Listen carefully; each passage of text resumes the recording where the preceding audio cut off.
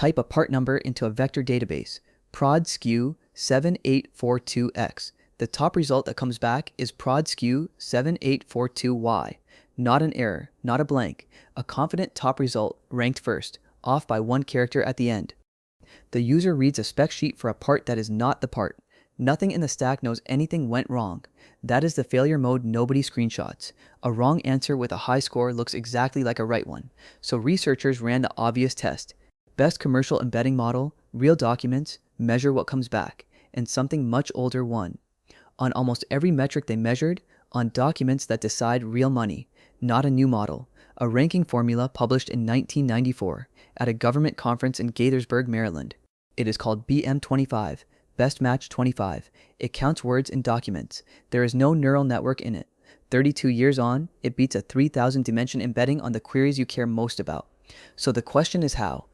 How does a formula that counts words beat a model built to understand meaning, and then the harder one underneath it, because the same research that hands BM25 the win also records its worst failure? Start with what an embedding actually does. It takes your text and squeezes it into a fixed list of numbers, 3,072 of them for the model in this benchmark. Those numbers are directions in a space where similar meanings sit close together, and that is a very good trick. Ask it for documents about employee turnover, and you get attrition, staff churn, people leaving, no shared words required. But squeezing is lossy by definition, and every distinction the model might ever need to make has to fit inside that fixed budget of directions. Meaning gets the space. Spelling does not. Feed it prod SKU 7842x, and the tokenizer does not see a part number. It sees fragments, prod and SKU, and 78 and 42 averaged into one vector.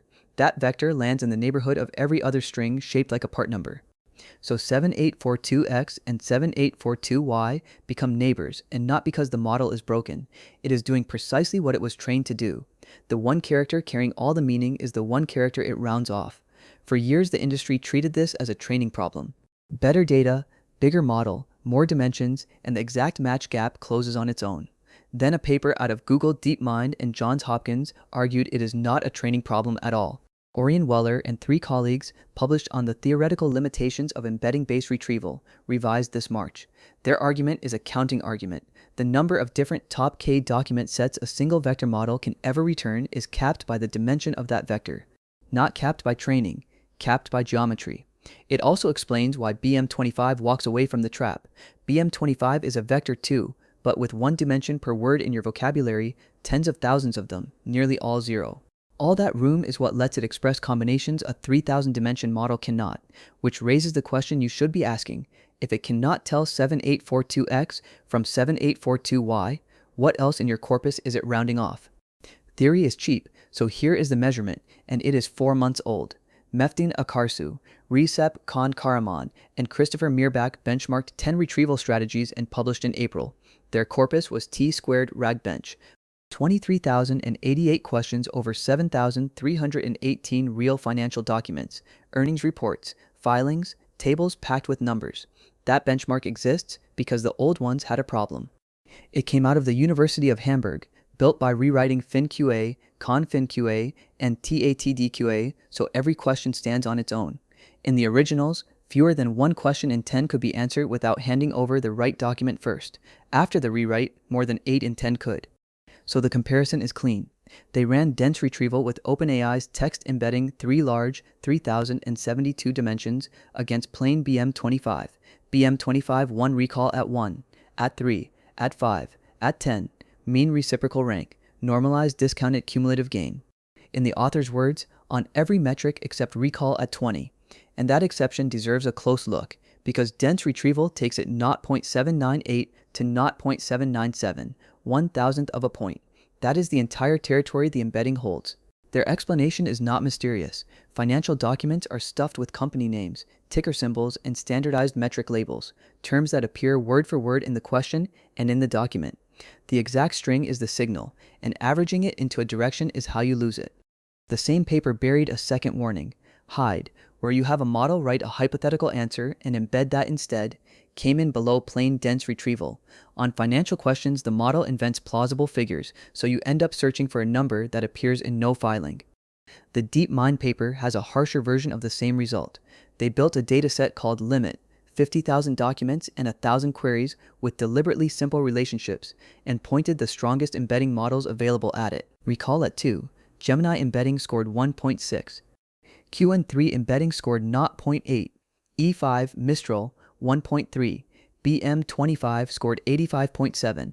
Give the models 100 chances instead of 2, and the best single vector row reaches 18.9 against 93.6.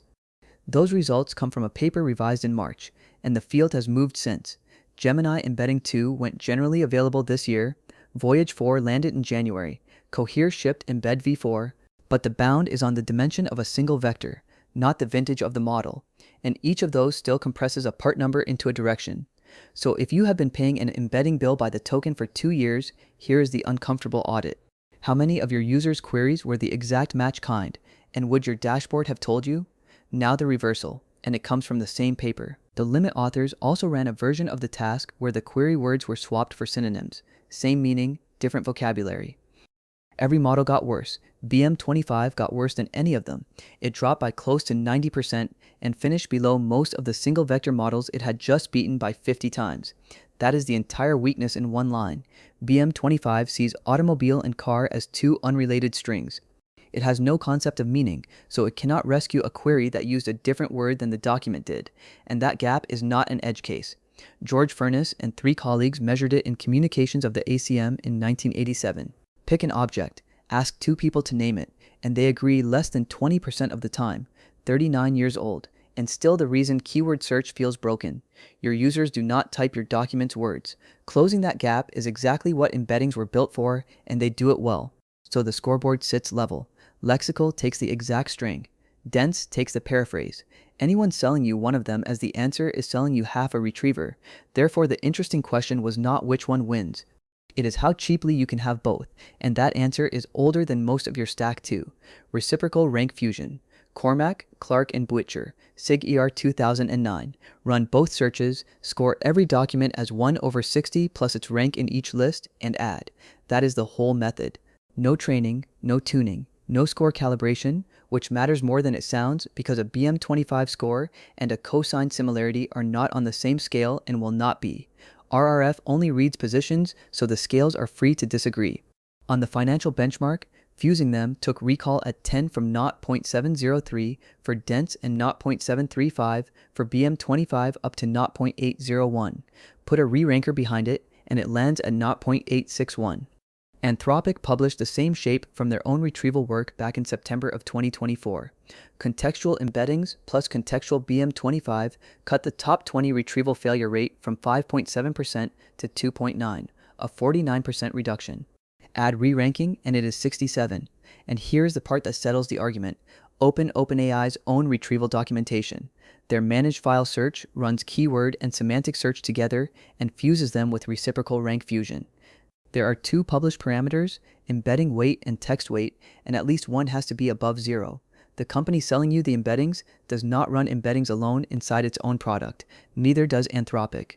Qdrant, Weaviate, Pinecone, and Elasticsearch all ship RRF as a first-class query, and Qdrant built its own neural retrievers on top of the BM25 formula. Watch what vendors build, not what the launch post claims. There is a cost argument sitting underneath all of this too. Change your embedding model, and you re-embed the whole corpus. Teams running this in production budget 2 to 3 full re-indexes in the first year at list price for the privilege. A BM25 index is your own text. It does not go stale, and it does not bill you. And a result from May suggests the lexical signal was in there the whole time. Benjamin Clavey and 3 co-authors showed you can pull a sparse BM25 ready vocabulary straight out of a frozen dense retriever with a sparse autoencoder and then score better on limit than that model's own similarity function manages. Adding this to a stack you already own is a small change. Index your corpus with the BM25S package, NumPy and Numba, no GPU and no API key. Retrieve K documents from BM25, K from your vector store, fuse with a 1-line reciprocal rank sum, pass the top 10 to the model. 15 lines, single-digit milliseconds a query on the published benchmarks, and nothing gets embedded twice. So, the verdict. Hybrid wins, and it is not close, for the 95% of you whose documents contain identifiers. Part numbers, error codes, tickers, function names, invoice references, drug names, case numbers, the 5% where it is the wrong call, corpora of pure free prose, where searchers and authors share no vocabulary anyway, and the lexical arm adds latency for nothing. If that is you, stay dense and tune your re-ranker. Everyone else is leaving 10 points of recall on the table for one afternoon of work. The villain here was not a company, it was an idea that semantic search had replaced keyword search. A tidy story, convenient for a business model that bills per token embedded and re-indexes twice a year, and the benchmark most teams quote was not built to test the queries that break it, so a bet on the record. By the end of 2027, mainstream retrieval frameworks ship hybrid as the default and pure vector as a flag you opt into. Mark it down, and if it turns out wrong, that is a video too. And the question worth leaving open. Retrieval is now the layer your agents reason on top of, which means a rounding error down here becomes a confident sentence up there. So when the answer comes back wrong, how far down the stack do you actually look?